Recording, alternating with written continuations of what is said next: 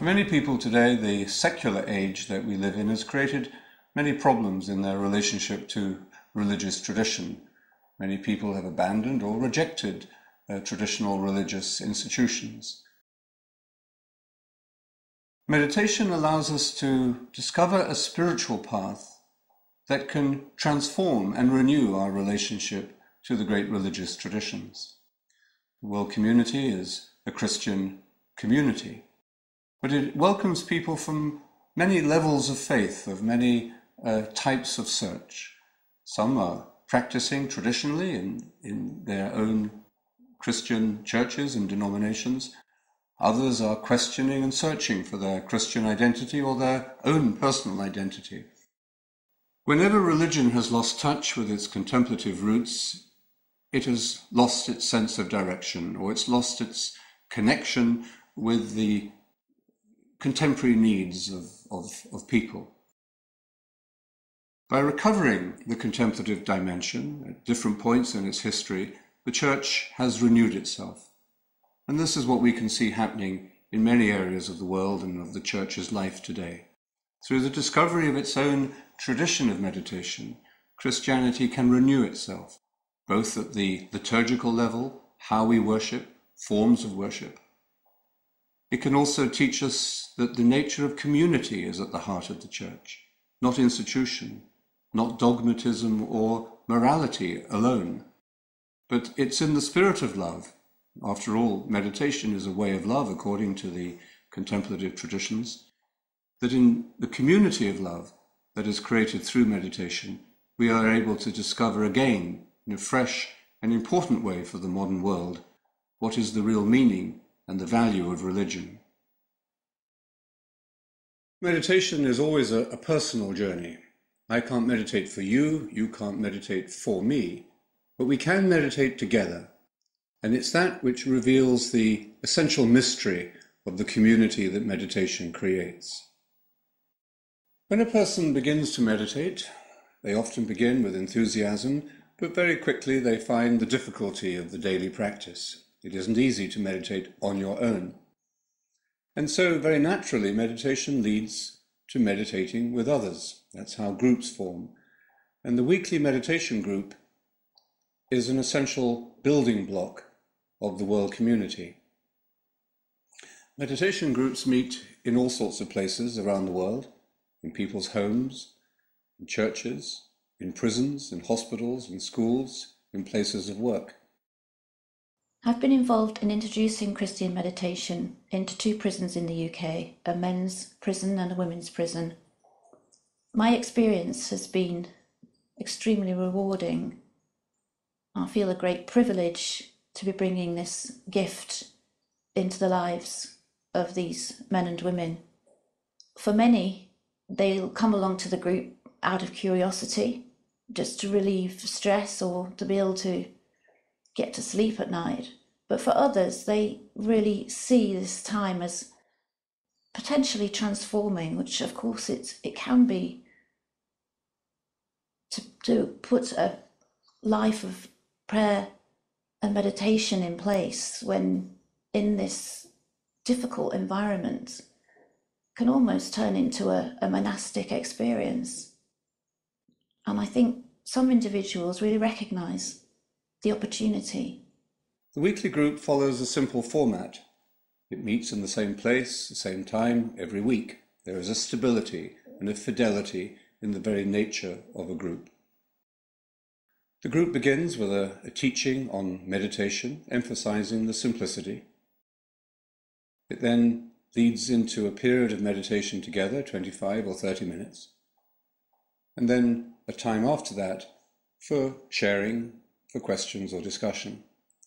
So the group is an ideal way both of introducing people for the first time to the way of meditation and also to supporting the daily practice of its members. For some people, the connection between meditation and community is a surprising one. We think of meditation as a solitary practice. And in fact, it is an experience of solitude, but not of isolation. In the solitude of meditation, we discover and we embrace our own essential uniqueness. We become the person we are called to be. And in that experience, we discover ourselves in relationship. And so meditation quite naturally leads to a sense of community. Perhaps, at first, a limited community, the people you meditate with every week in your meditation group, or perhaps a sense of community with meditators around the world, both in your own tradition and even outside your own tradition. And ultimately that sense of community becomes universal. Community also is a means of serving the world, so that our own spiritual journey doesn't become too self-centered. We're able to see that the essential dynamic of spiritual growth is a dynamic of love and compassion, of service to others. And also in community, especially in Christian faith, we're able to see that a spiritual form is developing. The body of Christ is taking shape through human lives, through human interaction. The pattern of growth of the world community over the years has shown that from the individual, the group develops, and then as meditation groups multiply, the center comes into being. There are a number of meditation centers around the world. And the purpose of these centers is to support the teaching and the training of those who will, at the right moment in their own lives, share the teaching with others.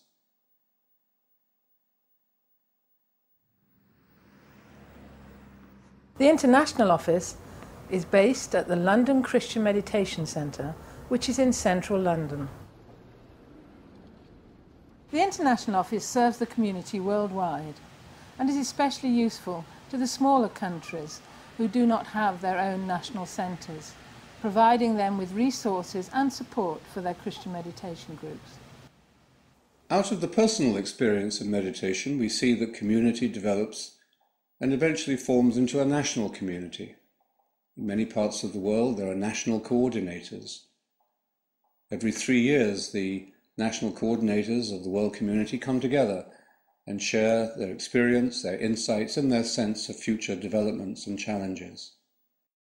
In every tradition of meditation, there is the understanding that we need a teacher, a guru. In the Christian tradition, Jesus is that teacher, the teacher within, teaching us through the Spirit and through our own experience. But also, Christ, in a mysterious way, shares that role of teacher with us, his disciples. Meditation needs to be taught, it needs to be passed on. It is most effectively passed on through the humble authority of those who are learning to meditate. In the world community, we try to give some encouragement, some training to those who have reached a point in their own journey where they feel able or they feel the call to pass on this teaching to others. The school in the world community is a program that helps people find their own gift, find their own voice in order to pass on this tradition within the community. There are 3 elements to the school. The first is called the Essential Teaching. It's a weekend residential experience in which people who've been meditating for some time are able to situate their own experience and journey in meditation into the broader Christian tradition. Second aspect of the school is the roots of Christian mysticism. This is a course that is given in different forms in different places, sometimes as a weekly course, sometimes over a period of a year, in which the participants gain an overall sense of the Christian mystical tradition by examining in some depth the teaching and the influence of individual teachers. The third aspect of the school is the school retreat. This is a more concentrated kind of retreat, a silent retreat, in which a relatively small group of meditators, with the help of 2 or 3 guides, will come to a deeper understanding and insight into the working of the Spirit in their own lives, and often discover in a life-changing way their gift for sharing this with others. In the last year of his life, John Main hosted a seminar at the monastery on art and meditation. And this was the inspiration for what became the John Main Seminar. Every year since his death, the World Community has put on a seminar led by a significant leader or figure in the spiritual community, or somebody speaking on the spiritual life from their own experience. The presenters of the seminar have included His Holiness the Dalai Lama, Charles Taylor, the philosopher, Mary McAleese, the President of Ireland, Rome Williams, the present Archbishop of Canterbury.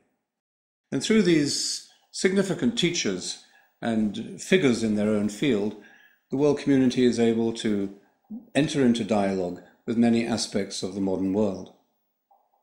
Every year, the World Community holds an international meditation retreat at the monastery of Monte Oliveto in Italy. This is the mother house of my own monastic family. It's a beautiful experience for meditators from around the world to come together in a place of prayer, a place of tradition, and to discover that in deepening their own spiritual journey, they are also growing into community. One of John Main's great insights, I think, for the modern world is that meditation, this experience of prayer, this experience of interiority, leads and grows into community. And here at the monastery, we're able to understand something of the nature of this experience in the light of the great monastic tradition.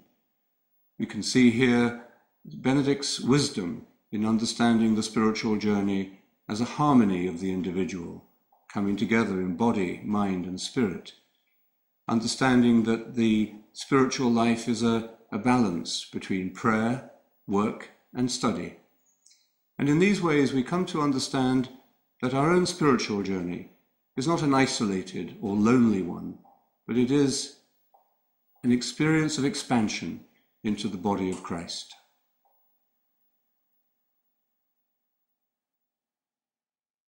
Since the first publication of John Main's teaching on meditation, the Gethsemane Talks in 1976, the community has continued to develop its teaching role through books, tapes, CDs, and the work of Media, the publishing arm of the World Community, now based in Singapore. The internet has transformed modern consciousness. We're able to be in touch with vast amounts of information and with many parts of the world simultaneously. There are good and bad uses of the internet. A good use of the internet is to create what one might call a web of silence, a connection between people at a deep spiritual level, enabling them to share their differences without their differences becoming divisions, to experience the common ground that we find in the practice of meditation. But the internet can also be very important as part of people's spiritual search. It brings people together, it enables them to make contact, to form groups, and to be in touch with others who are on the same pilgrimage.